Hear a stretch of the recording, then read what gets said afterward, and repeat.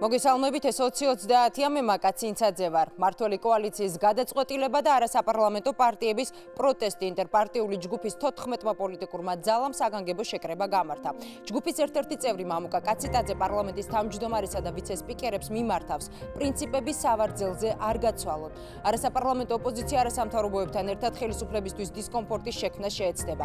მათი მიზანი მმართველი კოალიციის გადაწყვეტილების შეცვლაა, რომლის მიხედვითაც სრულად პროპორციული სისტემით არჩევნები 2016 წლის ნაცვლად 2020 წელს გაიმართება. რაც გულისხმობს ხელისუფლებისთვის დისკომფორტის შექმნა ინტერპარტიული ჯგუფისა და მმართველი გუნდის არგუმენტები. 20-30 შეკითხვებს ახალი მემარჯვენეების წევრი მამუკა კაციტაძე და პარლამენტის ვიცე-სპიკერი ზვია ძიძიგური უპასუხებენ. გადაცემის მეორე ნაწილში ნახავთ ქართული ენა როგორც მეორე და ენა მომავალი წარმატებისთვის. ეს ის პროექტებია, რომელსაც ხელისუფლება ეთნიკური უმცირესობები დასახლებულ რეგიონებში ახორციელებს. ნათია თოიძე მარნეულიდან ჩაგვერთვება, მანამდე კი დღის კიდევ ერთი თემა.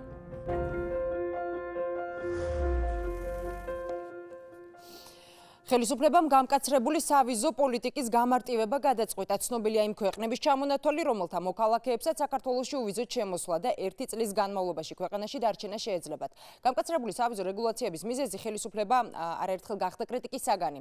მისთვის მარტივდება სავიზო რეჟიმი, თემაზე კი თამარ ციკლაური მუშაობდა და დეტალებს უკვე პირდაპირ ეთერში გაგაცნობთ. თამარ, გისმენთ. მოგესალმებით. სავიზო მიმოსვლის გამარტივებული წესი 94 ქვეყნიდან შემოსულ მოქალაქეებს შეეხებათ.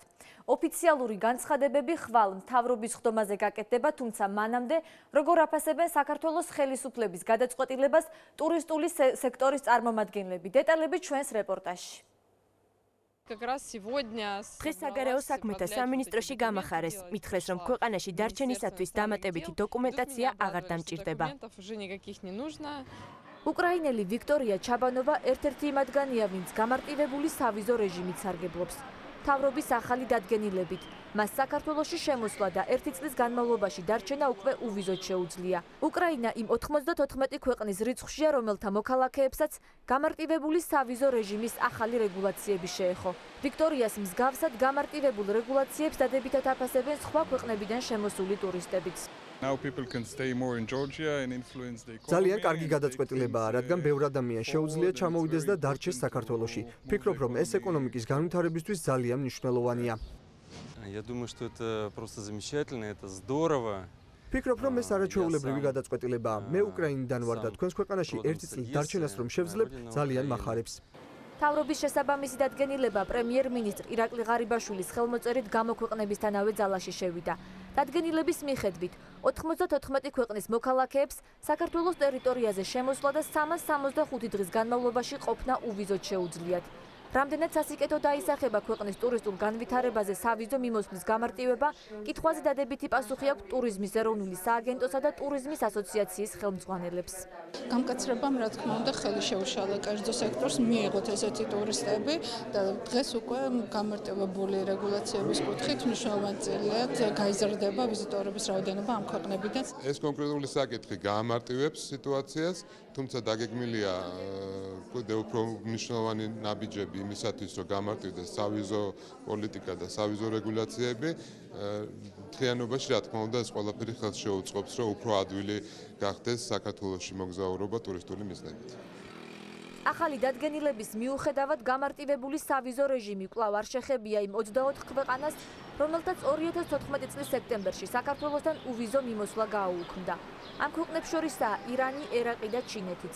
საპარლამენტო უმრავლესობაში ამ ფაქტს საერთაშორისო პოლიტიკური უხერხულობის თავიდან აცილების გზად ასახელებენ. განსხვავებული პოზიცია აქვს უმცირესობას.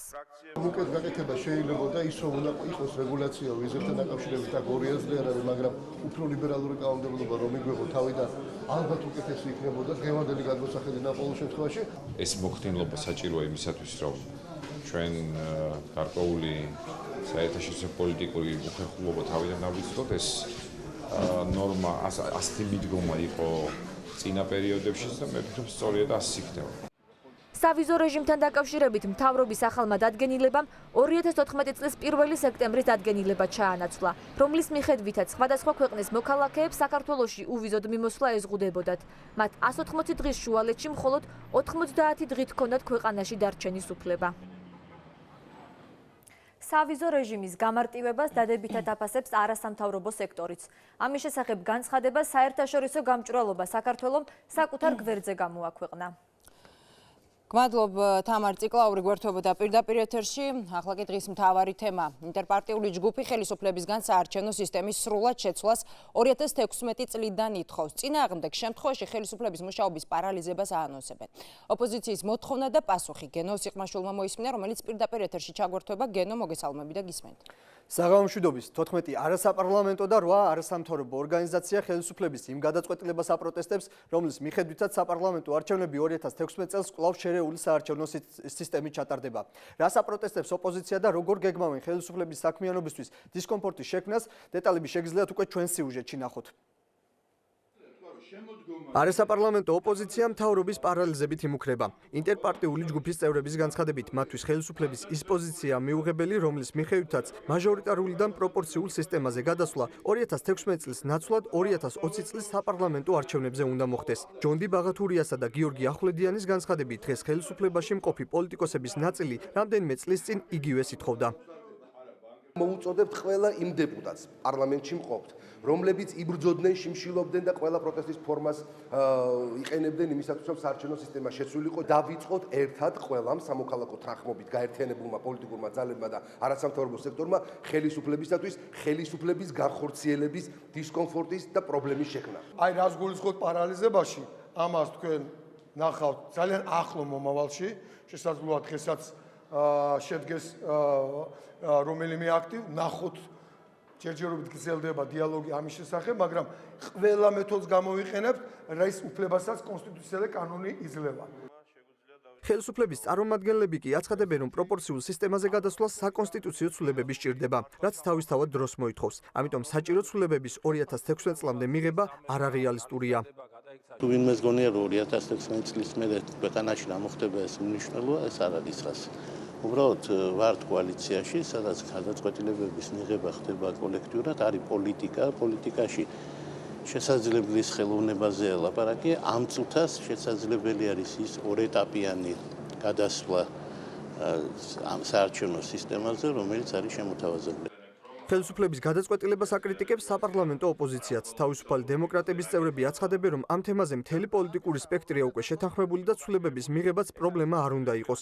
ჩვენთვის უმთავრესი და უმნიშვნელოვანესია, რომ ქვეყანაში შეიცვალოს სისტემა, არა მისი რაღაცა პატარა სეგმენტები და ელემენტები, რამაც უნდა უზრუნველყოს ნორმალური არჩევნები.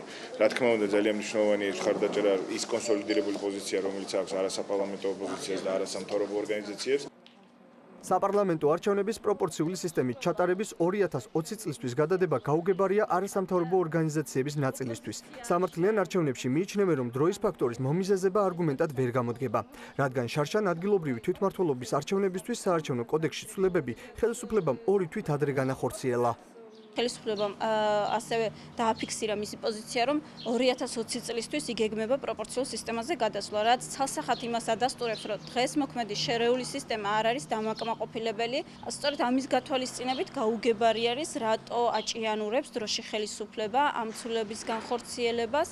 საქართველოს პარლამენტში სულ 150 დეპუტატია. კონსტიტუციის თანახმად საქართველოს ეგრეთ წოდებული შერეული სისტემის მქონე სახელმწიფოა, სადაც ერთმანეთის გვერდ-გვერდ თანაარსებობს პროპორციული და მაჟორიტარული საარჩევნო სისტემა. კერძოდ, პროპორციული საარჩევნო სისტემით არჩეულია 77 დეპუტატი, მაჟორიტარული საარჩევნო სისტემით კი 73.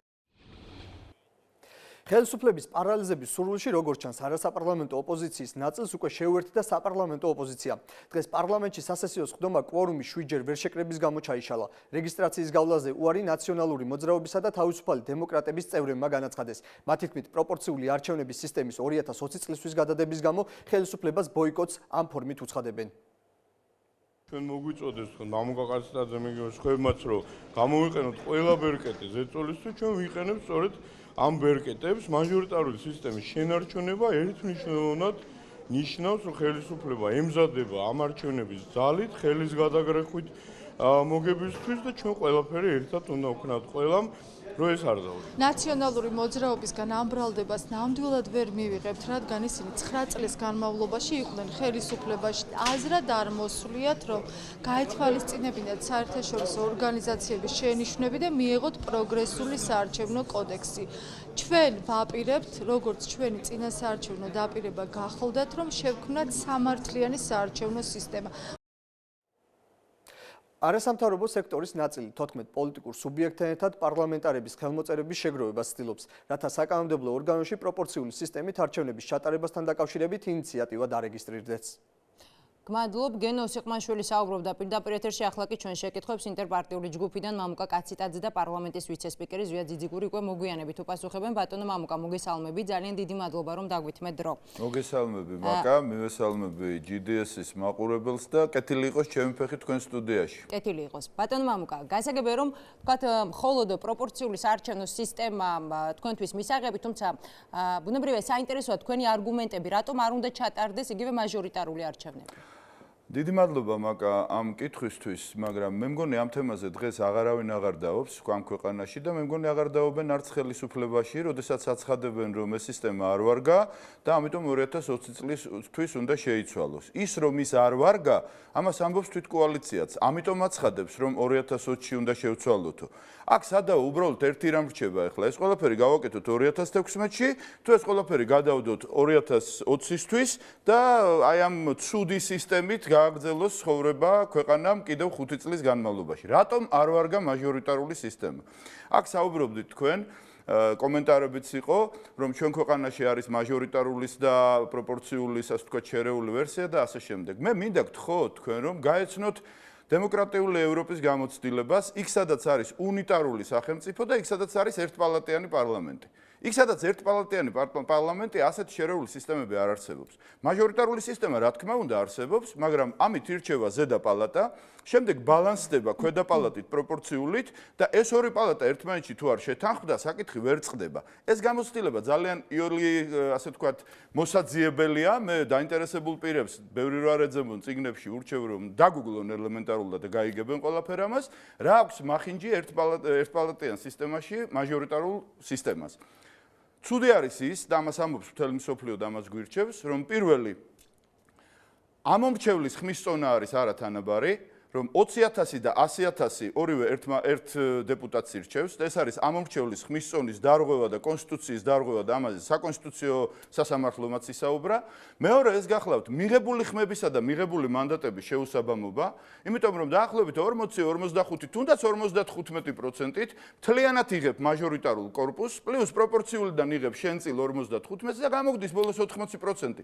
ანუ გამოდის ისე რომ ხელისუფლებები დაახლოებით 25-დან 30%-მდე იპარავენ, უпростоრად ეპარინებათ აი ეს მანდატებისა. ესე ცუდია. და მესამე, იკარგება ამომრჩევლის ხმა. როდესაც ერთი ადამიანი იგებს მაჟორიტარულ არჩევნებში, დაუშვათ 55%-ით, დარჩენილი 45%, რომელიც ხებზე ნაწილდება, ნოლდება საერთოდ. აი ეს სამი პრინციპი აქვს მაჟორიტარულ სისტემას ერთპალატიან პარლამენტში უარყოფითი და მას კიდევ ერთხელ ვიმეორებ. არა მხოლოდ უცხოელები გვეუბნებიან. ამას ქვეყნის შიგნით ყველა ამბობს, მათ შორის ამბობს მართველი პარტიაც. ამბობს რომ ცუდია და უნდა შევასწოროთ 2020-ში. ამიტომ მე მათ პასუხს ვაძლევ. ბატონო, რაც შეეხება მმართველი პარტიის პოზიციას, მას რამდენიმე წუთში მოვისმენთ, როდესაც ზვია ძიძიგურს ჩავთავთ. მაგრამ მე ხო არაფერი მეშლება, ხო ასე ამბობენ, რომ 2020-ში უნდა შევცვალოთ, იმიტომ რომ არ ვარგაო. რამდენიმე წუთში ზვია ძიძიგური გვიპასუხებს ამ შეკითხვაზე. ერთი რამ არის უბრალოდ, რომ არის თუ არა მოსწრებადი 2016-ისთვის ეს სრულდება. მე კი ვამბობ სრული პასუხისმგებლობით.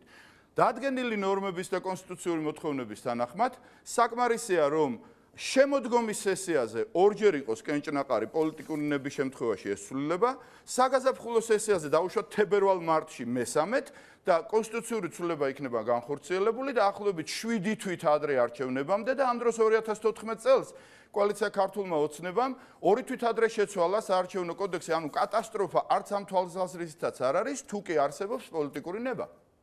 ბატონო მამუკა, საინტერესოა ბუნებრივია როგორ იქნება თქვა თქვენი შემდეგი ნაბიჯი თუ მართველი კოალიცია გადაწყვეტილებას არ შეცვლის. ანუ შერეული საარჩევნო სისტემის პირობებში საპარლამენტო არჩევნებში მონაწილეობას თუ მიიღებთ? ძალიან შორს წავედით, მე მგონი ამ საუბრით, მაკა, იმიტომ რომ მე ვფიქრობ, რომ ხელისუფლებასთან კვალიფიციური საუბარი იქნება ძალიან საინტერესო. ხელისუფლების ერთ-ერთი მინუსი ისიც იყო, რომ მან არ ამჯობინა პროცესების განვითარება, დისკუსიისა და დიალოგის წესით. სხვათა შორის საარჩევნო სისტემებზე, როდესაც თანხმდებიან დემოკრატიულ ქვეყნებში, მარტო ხელისუფლება არ იღებს ამ გადაწყვეტილებას და ის ესაუბრება სამოქალაქო სექტორს, პოლიტიკურ ოპოზიციას, საპარლამენტოს, არასაპარლამენტოს ექსპერტებს და ასე შემდეგ. თქვენ მოითხოვეთ პროცესში ჩართვა და უარი მიიღეთ. რა თქმა უნდა, მაკა ჩვენ ხომ ოქტომბრის თვიდან 9 თვის, 8 თვის წინ დავიწყეთ ეს პროცესი და შევთავაზეთ არაერთხელ კოალიციას, რომ დავსწრეთ ვისაუბროთ. ისინი გვეუბნებოდნენ, ჩვენ მზად არ ვართ, აი შიგნით ვსაუბრობთ, კიდევ, ბოლოს მოვიდა დრო და უცებ გვეუბნებიან, რომ ეხლა საიტნოტია და ვეღარ ვასწრებთო. სხვათა შორის, გამოგიტყდები, მაკა, რომ თქვენს ტელევიზიაში არის ანალოგიური გადაცემა კვირის თუ არ ვცდები 20-30, სადაც იშლება თემები, ეხლა მოკლე დროში სისტემის გაშლა საკმაოდ რთულია, იშლება თემები. ძალიან მნიშვნელოვანია ხოლმე იმ დისკუსიების მოსმენა, პირადად ბატონ ივანიშვილის მოსმენა და მე მგონია, რომ არ იქნებოდა ურიგო თუ თქვენ დაუთმობდით ამ თემას ფართო დისკუსიის, ასე ვთქვათ, საშუალებას, თუ გნებავთ ბატონ ბიძინას მონაწილეობით, პირადად ჩემთვის ძალიან მნიშვნელოვანი იქნებოდა მასთან საუბარი, იმიტომ რომ რეალურ გადაწყვეტილების მიმღებთან ჯობია საუბარი, ვიდრე ამ გადაწყვეტილების გამტარებელთან და არ მგონია, რომ მისთვისაც უინტერესო იყოს დარწმუნებული ვარ, არჩილ გამზარდია და მისი გუნდი ახლა ჩვენ გვიყურებს და დარწმუნებული ვარ იმაშიც, რომ ამ საკითხს აუცილებლად განვიხილავთ. სარგებლობ შემთხვევით და რომ გვიყურებენ, იმიტომ ამბობ ყველაფერ ამას. რაც შეეხება რას ვაპირებთ, მაკა არ არის უცხო ოპოზიციისთვის რა უნდა დააპიროს ხელისუფლებებთან პოლიტიკური ბრძოლის დროს. ხლა არავინ არ აპირებს რაღაც ტანსაცმლის შემოხევას და ქვების სროლას. არის პოლიტიკური ბრძოლის მეთოდები, შეიძლება ზოგიერთმა არ იცოდეს ეს ბრძოლის მეთოდები, იმიტომ რომ თელ თავის დღე და მოსწრება არის სულ ხელისუფლებაში, განსაკუთრებით მაჟორიტარები. მოქალაქეთა კავშირია ხელისუფლებაში, მასთან არიან. ნაციონალური მოძრაობა ისევ მასთან არიან. ეხლა ქართული ოცნება, ახლა ქართული ოცნება. მათთვის უცნობია. თქვენივე განცხადებები მინდა შეგახსენოთ. დავასრულებ, მაგრამ ერთ წინადადებაში. ჩვენთვის არის ეს ყველაფერი ძალიან ჩვეულებრივი მოვლენა, თუმცა არა სასიამოვნო. ამიტომ ჩვენ ვიყენებთ პოლიტიკური ბრძოლის მეთოდებს და ნუ რავის თუ გაუკვირდება თუ დღეს დაუშვათ არ შედგა ერთ დღეს ქვორუმი. არ შედგა იმიტომ, რომ აი როგორი მოსალმებაც იყო, ისეთი პასუხი მიიღეს. ბატონო მამუკა, მოსახლეობის უმრავლესობის მხარდაჭერით რომ სარგებლობდეთ, პირდაპირ მიპასუხეთ თუ შეიძლება, არჩევნების ჩატარების წესი თქვენთვის ამ შემთხვევაშიც გადამწყვეტი იქნებოდა? მაკა პირდაპირ გპასუხობ და ძალიან გთხოვთ, ჩაიწერეთ და გაამრავლეთ, რომ როცა იქნება, ხომ მექნება შეხება ხელისუფლებასთან, ზოგს კი გონია რომ ეს დღე არ დადგება, მაგრამ აი ნებისმიერი შეფასების, გაკიცხვის, ლანძღვის ობიექტი გამხადეთ, თუ მე ამ პრინციპს გადაუხვე. უბედურება სწორედ იმაშია, რომ ადამიანები, აი ბატონი ზვიადი იქნება ახლა ჩართვაში ჩემს შემდეგ. როდესაც 16 დღე შიმშილობ რაღაც პრინციპისთვის. როდესაც წლების განმავლობაში იბრძვი რესპუბლიკელების ადგილზე, ბატონი გუბაზის ადგილზე, სხვების ადგილზე, ხელისუფლებაში მოდიხარ და მე ამ პრინციპს ვცვლი და ამბობ, რომ იცით ეს არის პოლიტიკა, ეხლა არ ხერხდებაო, მინიმუმ არ მჯერა. არ მჯერა, იმიტომ რომ ამ სისტემით მოქალაქეთა კავშირიც და ნაციონალური მოძრაობა ხმებს იპარავდა და ჩვენ ერთ ხმაში ვაპროტესტებდით ერთი არგუმენტებით და ვერ დამაჯერებს ახლა ვერავინ რომ შეეცვალათ ეს პოზიცია და არ დაატკბოთ იმ მოპარულმა ხმებმა, რომლითაც სარგებლობდნენ ხელისუფლებას. ანუ თქვენთვის შერეული სისტემაც არის კატეგორიულად მიუღებელი. მოკლედ მიპასუხეთ და კიდევ ერთხელ. ჩემთვის მაჟორიტარული სისტემა ერთპალატიან პარლამენტში არის მიუღებელი იმ სამი პრინციპის დარღვევის გამო. ამიტომ ვამბობ, რომ ერთის უნდა იყოს ერთიანი პროპორციული პარტიული წახალისებისათვის და პოლიტიკას აკეთებენ პარტიები, მეორეს მხრივ უნდა იყოს სამხარეო პროპორციული, რომ აქტიურად იყოს წარმოდგენილი რეგიონები. ბატონო მამუკა, ბოლო შეკითხვა. გიორგი ახვლედიანი აცხადებს, რომ ხელისუფლებას დისკომფორტი და პრობლემები უნდა შეუქმნან. ხელისუფლებამ უნდა იგრძნოს, რომ მას ხელისუფლება ხელიდან ეცლება. ეს არის მისი სიტყვები. ასევე ჯონდი ბაღათური ამბობს, რომ მივიღეთ გადაწყვეტილება მოვახდინოთ კანონის და კონსტიტუციის ფარგლებში ხელისუფლების მუშაობის პარალიზებაო. თქვენ პოლიტიკური ბრძოლის სხვადასხვა ფორმებსა და ასევე ხელისუფლების დისკომფორტის შექმნაზე საუბრობთ დღეს. თქვათ, რას გულისხმობთ ხელისუფლებისთვის პრობლემების შექმნასა და მუშაობის პარალიზებაში, თუ შეგიძლიათ რომ გეტყვით? როგორ არ შემიძლია, მაგრამ ამის მეტი რამ იკეთებია 25 წლის განმავლობაში. პოლიტიკური დისკომფორტის შექმნა არის, რომ როდესაც ხელისუფლება შენ იგნორირებას გიკეთებს, არ გისმენს, უბრალოდ არ გითვალისწინებს და გეძახის რაღაც იმას მოლეკულებს, როგორც ასეთი, შენ მოქმედებ შენი შესაძლებლობების ფარგლებში, კონსტიტუციის ფარგლებში და მე დაინახოს ხელისუფლებამ ეხლა მოლეკულა ხარ, ამება ხარ, თუ ისეთი ვინმე ხარ, რომელსაც ანგარიში უნდა გაეწიოს. ეხლა კომფორტს ოპოზიცია ხელისუფლებას არც ერთ ქვეყანაში არ უქმნის და ამის ილუზია ნუ ექნება ნურთ საქართველოს ხელისუფლებას. ამიტომ ჩვენ ვეუბნებოდით თვეების განმავლობაში და დღესაც ვეუბნებით, დავსხდეთ, შევჯერდეთ, შევქმნათ ფართო კონსენსუსის პროდუქტი. ნუ მიიღებთ მარტო გადაწყვეტილებას და როდესაც იგნორირება ვრცელდება შენზე, მაშინ მიიღებ იმ პასუხს, რაც დღეს მიიღო ხელისუფლებამ და ამაში გასაკვირი არაფერია. ძალიან დიდი მადლობა. ინტერპარტიული ჯგუფიდან მამუკა კაციტაძე პასუხობდა 20-30-ის შეკითხვებს. ამჯერად უკვე საკანონმდებლო ორგანოდან პარლამენტის ვიცე-სპიკერი ზვიად ძიძიგური ჩაგვერთვება. ბატონო ზვიად, მოგესალმებით. ძალიან დიდი მადლობა, რომ დაგვითმეთ დრო. ბატონო ზვიად, გესმით ჩემი? მოგესალმებით, მაკა, მივესალმებით ტელემაყურებელს. კი, მესმის თქვენი თქმა. ბატონო ზვიად, დღეს თქვენ 2008 წლის მარტი გაგახსენეს, რა დროსაც სწორედ საარჩევნო სისტემის შეცვლის მოთხოვნით შემშილობდით. რამდენიმე დღის წინ განაცხადეთ, რომ მართვალ გუნდს სხვა გზა არ ქონდათ. რატომ დათანხმდით არჩევნების შერეული სისტემის ჩატარებას? ეს შეკითხვა მამუკა კაციტაძემაც დაგისვა. არა, მოდი მაკა, მე ძალიან მოკლედ გეტყვით, რომ ამ თემაზე კოალიციაში შიგნით მიმდინარეობს 6 თვეა უკვე ძალიან სერიოზული დისკუსია, ძალიან სერიოზული დისპუტი. უნდა გითხრათ, რომ არის ორი პოლუსი, ერთი პოლუსი პოზიციათა ორი პოლუსი იყო, ერთი მაჟორიტარული სასარგებლოდ იყო, მეორე პროპორციული სასარგებლოდ. შეჯერება მოხდა მხოლოდ ასეთ სქემაზე, რომელ სქემასაც ჩვენ თავაზობთ უკვე საზოგადოებას, არაფერი თავის სამართლებელი ამ სქემაში არ არის. უნდა გითხრათ, პირდაპირ კონსტიტუციაში უნდა ჩაიწეროს, რომ 2020 წლიდან გადადის ქვეყანა პროპორციულ სისტემაზე და ამაზე მოხდა სწორედ კონსენსუსი კოალიციის შიგნით. ეხლა ჩვენ აქ თავაზობენ და მოვისმინე ბევრჯერ უკვე, რომ აი მთელი პოლიტიკური სპექტრის კონსენსუსი არის, რომ უნდა იყოს პროპორციული სისტემა და არ საუბრობენ იმაზე, რომ არ არის ასეთი მთლიანი კონსენსუსი შემდგარი. მთლიანი კონსენსუსი შედგა ისეთ თემაზე, როგორიც არის. იმასაც გვეუბნებიან, იცით, ჩვენ აი ნაციონალები დაგიჭერენ მხარს და 113 ხმა იქნება ნაციონალებთან ერთად. ანუ გამოდის, რომ ჩვენ ახლა ნაციონალებთან ერთად, თავისუფალ დემოკრატებთან ერთად, რომლებიც არიან უმცირესობის წარმომადგენლები, უნდა დაუჭიროთ საკონსტიტუციო ხარ და ჩვენივე საკუთარ გუნდში, ქართულ ოცნებაში და ქართულ ოცნებაში შემავალი პოლიტიკური პარტიებისა და ფრაქციების საკმაოდ სოლიდურმა ნაწილმა უნდა თქვას უარი ასეთი ტიპის პოლიტიკური გადაწყვეტილების მიღებაზე. ანუ კოალიცია უნდა დავშალოთ, ხო? ესე გამოდის, რა თქმა უნდა, ჩვენ წავალთ გუნდური თამაშის პრინციპით და გუნდური თამაშის პრინციპიდან გამომდინარე გარწმუნებთ, რომ ყველა ექსპერტთან არის შესაძლებელი ვისაუბროთ იმ თემაზე, რომ ნაბიჯები იდგმება სწორი მიმართულებით. პირველი თემა, რასაც მინდა ხაზი გაუსვა მანდატების თანაბრობასთან დაკავშირებით, ეს გადაწყვეტილება არის აუცილებლად მისაღები და ჩვენ ნახეთ საკონსტიტუციო სასამართლოს გადაწყვეტილება, რომელმაც სწორედ აი მანდატობის თანაბრობის მიმართულებით გამოიტანა თავისი განაჩენი, ასე ვთქვათ, იმ სარჩელთან დაკავშირებით, რომელიც იყო მანდატების რაოდენობაც უნდა გაიზარდოს. საუბარია იმაზე, რომ 50%-იანი ბარიერი უნდა იყოს ერთმანდატიან ოლქებში 2016 წელს, როცა ჩატარდება და ეს არის ძალიან და სერიოზულად დემოკრატიული ნაბიჯი. საუბარია პროპორციული არჩევნების ბარიერის დაწევაზე, ასევე 5%-დან 4%-მდე და საუბარია იმაზე, რომ 2020 წელს გადავა საქართველოს სრულიად ახალ სისტემაზე. მესმის ძალიან კარგად, რომ 2016-ში ურჩევნიათ ოპოზიციური პარტიების დიდ ნაწილს, მაგრამ კიდევ ერთხელ ვამბობ, ჩვენ ვართ პოლიტიკური გუნდი და პოლიტიკურ გუნდში ხდება გუნდური გადაწყვეტილების მიღება. მაშინ, როდესაც უკაცრავად რომ გაწყვეტინებთ თქვენ აცხადებთ, რომ ჯერ ამ ეტაპზე ყოველ შემთხვევაში კოალიციაში შეთანხმება არ არის სრულად მიღწეული. ამ შეთანხმების შემდეგ ხომ არ უნდა ველოდოთ, თქვათ, კონსულტაციებს, თუნდაც არასაპარლამენტო ოპოზიციასთან? არა, შეთანხმება სწორედ გითხარით, რომ იმაზე მოხერხდა შეთანხმება, რომ ეს ორეტაპიანი რეფორმა განვახორციელოთ საარჩევნო სისტემის. ამაზე მოხდა შეთანხმება. ბატონო ზვიად, თავარ სირთულეს რა წარმოადგენს? მაჟორიტარების დათანხმება?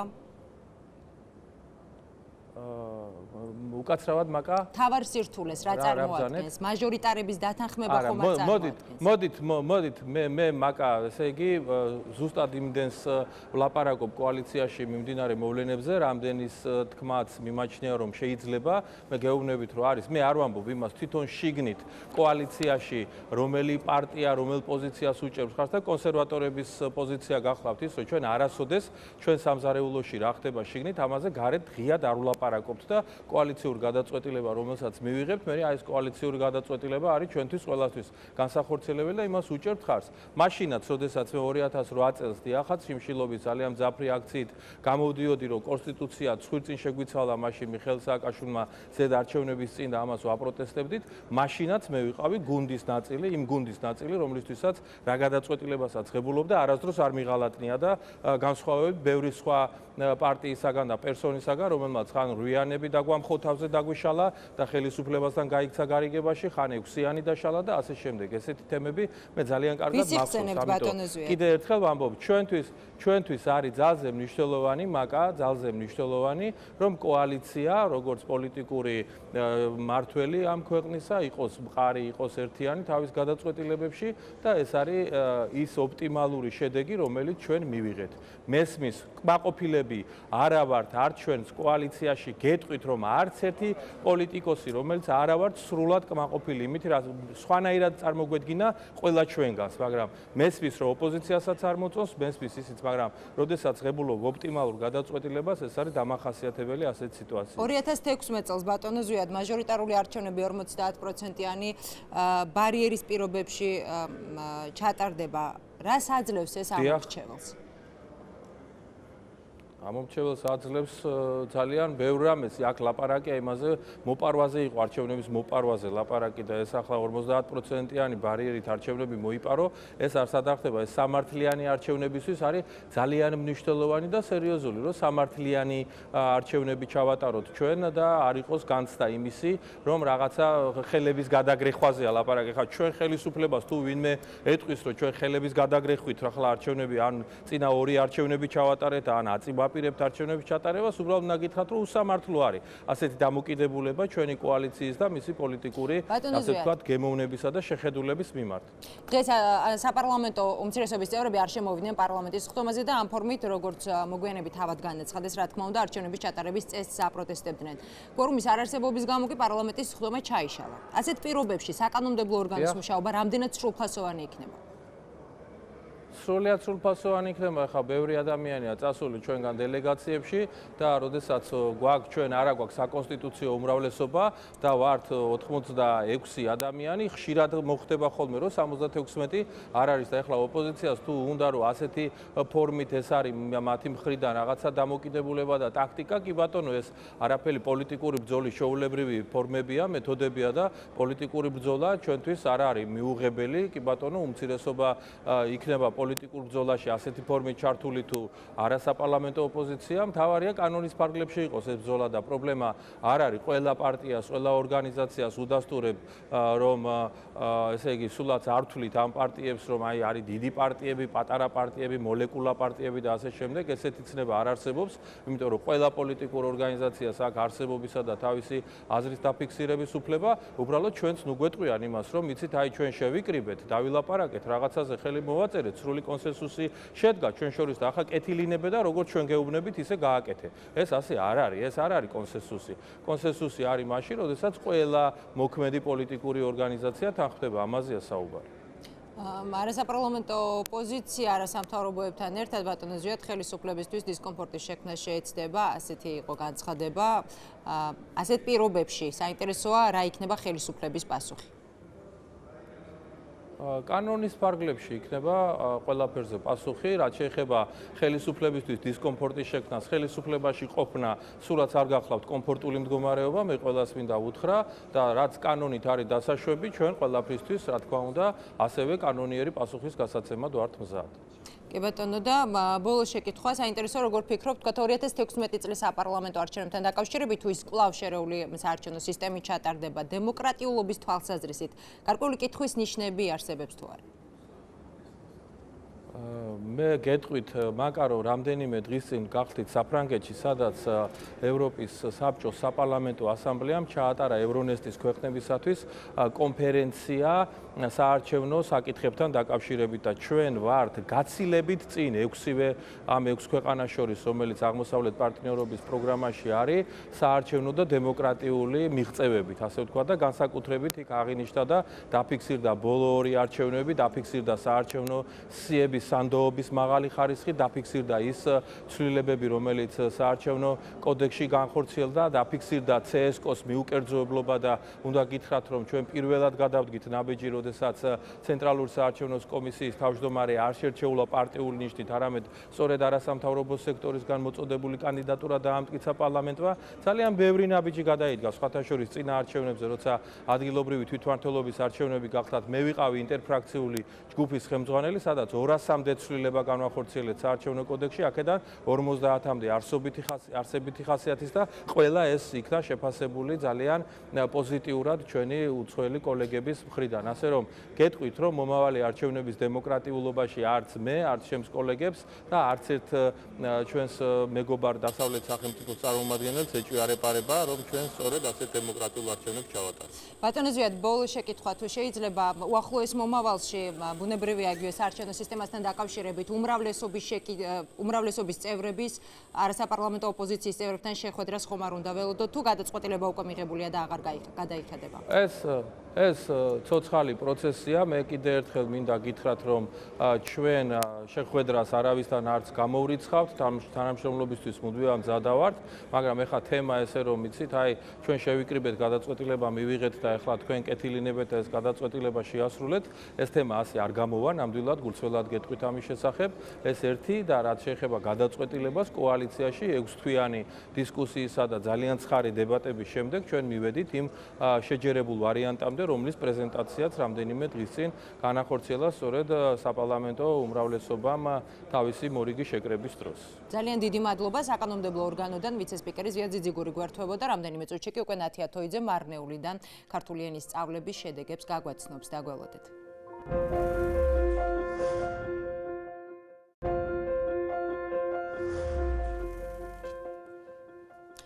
ბრუნდებით პირდაპირ ეთერში, თქვენ უყურებთ 20-30 რეგიონებში. როგორ ხორციელდება სახელმწიფო პროექტები ქვემო ქართლში? რა პრობლემები აქვთ ეთნიკურად აზერბაიჯანელ მოსახლეობას? იზრდება თუ არა რეგიონში ქართული ენის შესწავლის მსურველთა რიცხვი და ყავთ თუ არა ქართული ენის კვალიფიციური პედაგოგები? ნათია თოიძე მარნეულიდან ჩაგვერთვება პირდაპირ ეთერში. ნათია, მოგესალმები და გისმენთ. საღამომშვიდობისა, ეთნიკურად არაქართველი ადგილობრივებით დასახლებულ რეგიონებში სახელმწიფო ენის ცოდნა ისევ სერიოზულ პრობლემად რჩება. ქვეყნის პოლიტიკურ ცხოვრებაში, განათლების მიღებაში, ეკონომიკურ ინტეგრაციაში ეს კი სერიოზულად მნიშვნელოვან პრობლემას წარმოადგენს. მე ახლა მარნეულში ვიმყოფები, სადაც ქართული ენის შემსწავლელი სახელმწიფო პროგრამებიც მოქმედებს, ახალგაზრდული კულტურული ცენტრიც არის აქ, საჯარო ადმინისტრირების სკოლაც, რაც შეეხება თავად ქართულ ენას, ის როგორც სახელმწიფო ენა პირველი კლასიდანვე ისწავლება საჯარო სკოლებში. თუმცა ახალგაზრდობის უდიდეს ნაწილს ქართულ ენაზე საუბარი მაინც უჭირს. პედაგოგებში კი კვალიფიკაციის სერიოზული პრობლემა დაგვხვდა. მოდით ვნახოთ რეპორტაჟი და შემდეგ ჩემს სტუმრებთან ერთად დაგიბრუნდებით. სოფელი ბაიდარი მარნეულიდან რამდენიმე კილომეტრში მდებარეობს. აზერბაიჯანულ ენოვანი სოფლის საჯარო სკოლის მე-11 კლასში 6 მოსწავლეა. აქედან ერთი უკვე გათხოვილია. პროექტის ქართული ენა მომავალი წარმატებისათვის მასწავლებელი ნონა არჩვაძე კითხვებს დანიელ დეფოს რობიზონ კრუზოდან სვამს. მოსწავლეები ცდილობენ სწორი პასუხი ქართულ ენაზე გასცენ. მინდა უნივერსიტეტში ვისწავლოთ, შემდეგ ძალიან კარგია ქართული ენა, იმიტომ რომ ჩვენ მეორე დედა ენა. მნიშვნელოვანია ამ პროგრამის არსებობა და საერთოდ ჩვენი აქ ყოფნა ამ სკოლაში, იმიტომ რომ ჩვენ მაინც სხვა მეთოდებით ვდგებით საქმეს, გარდა ამისა პროექტებით სწავლება არის ძალიან მნიშვნელოვანი. განსხვავებული ვითარება დაგვხვდა მე-6 კლასში. ბაიდარის სკოლის მე-6 კლასელებს ქართულ ენასა და ლიტერატურას უკვე მე-6 წელია ვაფა ყურბანოვა ასწავლის. ბავშვები უკვე პირველი ქართული იცი? არა. ეს წიგნი ხო ისწავლე, წიგნი. ხო ისწავლე, რა ისწავლე მთელი წელი, აბა მითხარ. ეს ასწავლები. მისეს ჩვენ შეკითხვაზე თუ რატომ ვერ საუბრობენ მოსწავლეები ქართულ ენაზე მიუხედავად იმისა, რომ უკვე წლებია სახელმწიფო ენას სწავლობენ, ბაიდარის სკოლის ქართული ენის მასწავლებელს პასუხი არ აქვს. როგორც ირკვევა, ქართული ენის მასწავლებელი სახელმწიფო ენაში გადამზადებას თავად საჭიროებს. ფილოლოგია ვარ.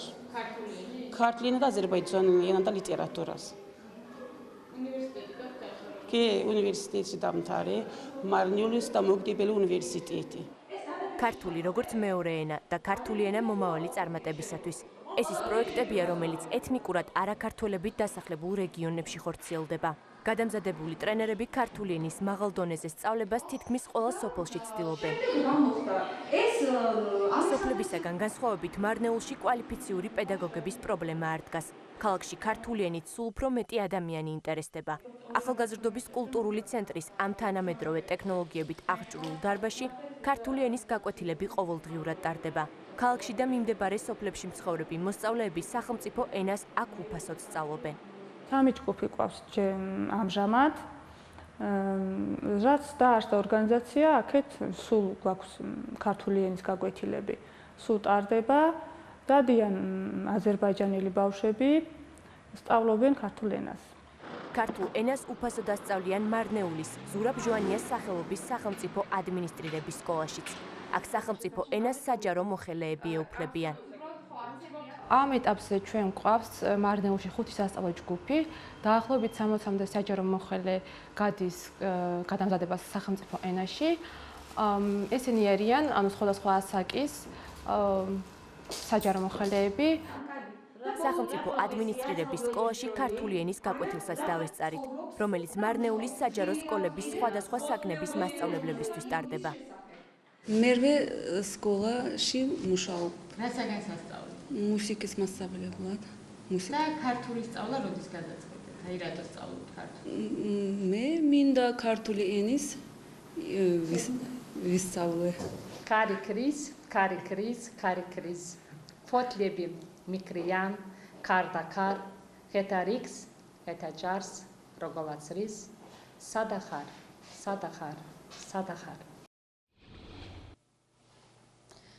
ჩემთან ერთად არიან პედაგოგი ნიოლიფერ ყურბანოვი, რომელიც ამავე დროს არის დემოკრატიული ჩართულობის ცენტრის კოორდინატორის მოადგილე, თემურ ბერიძე, მარნეულის მუნიციპალიტეტის გამგებლის მოადგილე, გიულარ იბრაგიმოვა, სტუდენტი და რესურს ცენტრის მთავარი სპეციალისტი იულია დარბაიძე.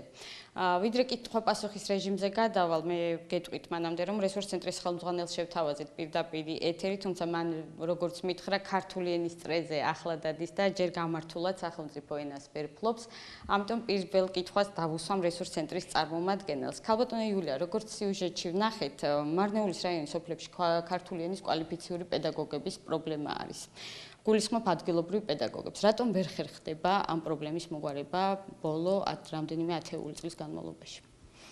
დიახ, ბოლო ნამდვილად არის ეს პრობლემა მარნეულის რაიონში, მაგრამ მოგვარებადია. დაიწყო სერტიფიცირება მასწავლებლებისა და ეტაპობრივად, რა თქმა უნდა, გაივლიან გამოცდებზე გავლენ, აიღებენ სერტიფიკატს, ვინც შეძლებს სერტიფიკატის აღებას დარჩება სკოლაში, ვინც არა და ალბათ 2016 წლიდან დატოვებს სკოლას. ანუ როგორც ჩვენ ვიცით 2016 წლიდან საჯარო სკოლებში დარჩებიან მხოლოდ სერტიფიცირებული მასწავლებლები. ამ შემთხვევაში რა ელის მარნეულის რაიონის სკოლებს, რადგან მე დღის განმავლობაში რამდენიმე სკოლაში ვიყავი, სადაც გარდა იმისა, რომ კვალიფიციური პედაგოგების პრობლემა არის კადრების პრობლემაც. დიახ, ნამდვილად იქნება კადრების პრობლემა.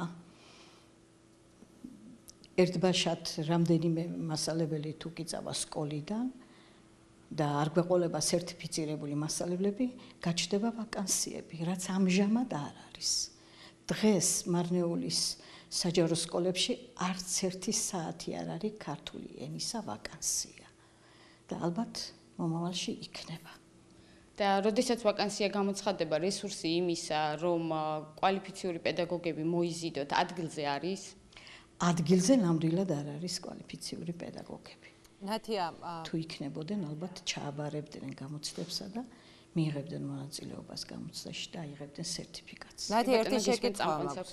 მაინტერესებს რა ხდება იგივე საჯარო მოხელეების დასაქმების შემთხვევაში, ვთქვათ, როგორც სიუჟეტში იყო რეპორტაჟში ნათქვამი, ისინი საჯარო სამსახურში მუშაობის დაწყების შემდეგ იწყებენ სწორედ სახელმწიფო ენის შესწავლას. გამგებლის მოადგილეს მინდა ვკითხო, რომელიც როგორც ვიცი, თქვენთან ერთად იმყოფება, საჯარო სამსახურში მიღებისას სახელმწიფო ენის ცოდნა არის თუ არა სავალდებულო? ბატონ თემურ. მოგესალმებით. თვითონ კანონი გვავალდებულებს, რომ საჯარო მოხელე უნდა ფლობდეს აუცილებლად სახელმწიფო ენას. მე მინდა მოგახსენოთ, რომ მე როგორც საატესტაციო საკონკურსო კომისიის თავმჯდომარე დღესდღეობით კონკურს გავლილი უმცირესობის წარმომადგენლები, რომლებიც მუშაობენ გამგეობაში, ყველა ფლობს ქართულ ენას. ეს რასაკვირველია არ არის საკმარისი და არ მინდა თქვენ წარმოიდგინოთ ისე, რომ ყველა დაწესებულებაში და ყველა სამსახურში ეროვნულ უმცირესობის წარმომადგენლები ყველა ფლობენ ქართულ ენას. სამწუხაროდ ესე არ არის, მაგრამ სამუშაო ბევრი გვაქვს, პრობლემები ძალიან ბევრი გვაქვს და ამას ჩვენ დიდ ყურადღებას ვაქცევთ. და ბატონ თემურ, რაც შეეხება პრობლემის მოგვარების გზებს, როგორც ვიცი, ტენდენცია არის მაინც მზარდი მარნეულის რაიონში, რომ ახალგაზრდები მოსწავლეები დაეუფლონ უფრო მეტად ქართულ ენას. მაინც რა იქნებოდა უფრო მეტი გამოსავალი, ახალი პროგრამები ხომ არ არის საჭირო, ეს რთული რეგიონია, რთული რაიონია და რა არის გასაკეთებელი იმისთვის, რომ პრობლემა უფრო დროზე მოგვარდეს? ნუ ალბათ მაინც რაღაც ახალი პროგრამებია შესამუშავებელი. მე მინდა გითხრათ, იცით, არის ძალიან ბევრი მსურველი, ძალიან ბევრი ოჯახები, სადაც შეიძლება არის რაღაც გარკვეული უფროსი თაობა, რომელიც ვერ ფლობს ქართულ ენას, მაგრამ ძალიან დიდი სურვილი აქვს, რომ მისმა შვილმა და შვილიშვილმა ილაპარაკოს და იმჟელოს ქართულად. ამისთვის ის ყველაფერს აკეთებს. მიყავს საბავშვო ბაღში, მიყავს სკოლაში, ყავს რეპეტიტორები, ქართული ენის პედაგოგები, ასე რომ ამ ხრივ რაღაც პატარა ძვრებიც გვაქვს ჩვენთან. ბატონო, ვიდრე ძვრებზე გავაგრძელებთ საუბარს, მანამდე ქალბატონ იულიას მინდა კიდევ ვკითხო, დღეს როგორც უკვე გითხარით, რამდენიმე სკოლაში ვიყავი და გარდა იმისა, რომ კვალიფიციური პედაგოგების პრობლემა არის, ვინც ქართულ ენას და ლიტერატურას ასწავლის მოსწავლეებს, სკოლებში დამხვდა სერიოზული პრობლემა დირექტორებისა, რომლებსაც შემიძლია ვთქვა, რომ საერთოდ არ შეუძლიათ ქართულად საუბარი, ძალიან დიდ უმეტესობას ყველაზე ვერ ვიტყვით.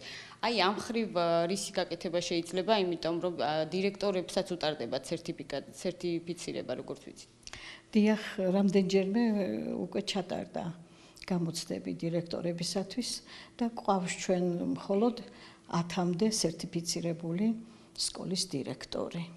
მეტი არა, ესეც პრობლემაა რაიონში. ეს არის 74 სკოლას შორის. 74 სკოლას შორის 10-მდე სკოლის დირექტორია სერტიფიცირებული. კი ბატონო, ახლა მინდა სტუდენტ გიულარ იბრაგიმოვასთან გადავიდე, შემდეგი კითხვით ის არის პროექტ 1+4-ის მონაწილე სტუდენტი, ვიდრე მას კითხვას დაუსვამდე, ამ პროექტის შესახებ 2 სიტყვას გეტყვით, ეს არის პროექტი, რომელიც ეთნიკურ უმცირესობებს ეხება, ანუ მოსწავლე, რომელიც სკოლას ამთავრებს მე-12 კლასს, მას შეუძლია საკუთარ ენაზე ჩააბაროს უმაღლეს სასწავლებელში მხოლოდ ერთი გამოცდა, უნარები და მოხდეს უმაღლეს სასწავლებელში, ამის შემდეგ ის სწავლობს 1 წლის განმავლობაში ქართულ ენას და ამის შემდეგ აბარებს უკვე გამოცდას. თუ ის გამოცდაში ჩაიჭრა, ის უმაღლეს სასწავლებელში ვერ ხვდება, თუ ჩააბარა, ამის შემდეგ ის ირჩევს ფაკულტეტს და აგრძელებს სწავლას უმაღლეს სასწავლებელში. თუმცა განათლების ექსპერტებისგან გიულარ მე მომისმენია რამდენიმე ასეთი შეფასება, რომ ეს უკარგავს მოსწავლეს მოტივაციას, რომ სკოლაში ისწავლოს კარგად ქართული ენა, რადგან მან იცის, რომ ერთი საგნის ისიც საკუთარ მშობლიურ ენაზე ჩაბარების შემთხვევაში ის უმაღლესში ხვდება. თქვენ როგორ ფიქრობთ, ეს მოტივაციას კარგავს თუ ამაღლებს? ჩემი აზრით ეს ბირიქითაა ყველაფერი, იმიტომ რომ მე პირველად ეს პროგრამა როდესაც შეიქმნა, პირველად ჩვენ ვიღავით, რომ ჩავაბარეთ ამ პროგრამით. ხოლო ჩემ შემდეგ ვისაც ვიცნობ, ის მათში უკვე გამოჩნდა მოტივაცია, რომ ისინიც ჩააბარონ უნივერსიტეტში, იმიტომ რომ მათ უკვე იციან, რომ მათაც შესაძლებლობა აქვთ, იმედი აქვთ, რომ ჩვენ ვინაიდან ჩააბარეთ, ესე იგი მათაც შეუძლიათ ჩაბარება უნივერსიტეტში და ცდილობენ რომ გარკვეულწილად რაც შეიძლება მეტი ისწავლონ ქართული და რომ შემდგომში იციან, რომ როგორმე შეძლებენ ამ პროგრამით უმაღლესი განათლების მიღებას და თუ ეს პროგრამა არ შექმნილი იყოს, მე ვფიქრობ, რომ არ ამგონოდა, რომ მათში ეს მოტივაცია ჰქონოდეთ. ისინი პირიქით წავიდოდნენ აზერბაიჯანში და არც კი მოუნდებოდათ, რომ ეს ადრე ხდებოდა. მე როგორც ვიცი, ძალიან ბევრი სკოლა დამთავრებული მიდიოდა საქართველოს ფარგლებს გარეთ, ხო, სასწავლებლად. ძირითადად და თურქეთში. ახლა ეს ტენდენცია შეიცვალა და საქართველოში რჩებიან, ხო, მაგ აგრძელებას? დიახ, საქართველოში რჩებიან და მე მინახავს ბევრი ბავშვები სხვადასხვა სკოლებში ისე უხარიათ რომ აი რა კარგიაო ჩვენ შეგვიძლიათ ჩვენ ენაზე ჩავაბაროთ და მოვხდეთ სახელმწიფო უნივერსიტეტში და გავაგრძელოთ ჩვენ შეგვეძლებაო ვიმუშაოთ სხვადასხვა რომელიმე დაწესებულებაში რა კარგიაო მე ძალიან მიხარია როგორც საქართველოს მოქალაქე და როგორც ეთნიკური წარმომადგენელი ძალიან მიხარია რომ ეს პროგრამა ჩვენთვის შექმნეს და იმედია ყველა ჩვენი ბავშვები იქნებიან უმაღლესი განათლების მქონე და რა თქმა უნდა ის და უკან დაბრუნდებით ალბათ რომ აქ ასწავლოთ ხო დიახ, რა თქმა უნდა, მე მიზეზი მისდათ მაქვს დასახული, რომ როდესაც დავამთავრებ უნივერსიტეტს, აუცილებლად ისე მოვალ მარნეულში და მოვემსახურებით ჩემს ხალხს, რომ განვითარებული იყო. ნათია, კიდევ ერთი შეკითხვა მაქვს, თუ შეიძლება. ნათია, კვალიფიციური პედაგოგების პრობლემა ახსენეთ რამდენჯერმე და სხვა მრავალი კიდევ. მაინტერესებს თუ აქვთ შესაბამის უწყებებთან, რელევანტურ უწყებებთან კომუნიკაცია, ანუ აღმასრულებელი ხელისუფლების წარმომადგენლები თუ არიან ამ პრობლემების შესახებ ინფორმირებულები და სახელმწიფოებთან მიმართებაში რა ვითარებაა? უკაცრავად სახელმძღვანელოებთან მიმართებაში. სპეციალურად მათთვის თუ არსებობს სახელმძღვანელოები. სახელმძღვანელოებთან მიმართებაში რა ვითარებაა და აღმასრულებელი ხელისუფლების მაღალ დონეზე თუ აქვთ ინფორმაცია რომ პედაგოგების კვალიფიკაციის პრობლემაა მარნეულის რაიონში. სახელმძღვანელოებთან მიმართებაში ეს როგორ? ყველა სკოლა მომარაგებულია. გამართულად. გარდა ამისა ყველანაირი პირობებია შექმნილი, რომ ქართული ენა საფუძვლი ენად ისწავლოს სკოლის მერხსევე ბავშვმა. ამისათვის უკაცრავად გამართულად მომარაგებაში რა იგულისხმება?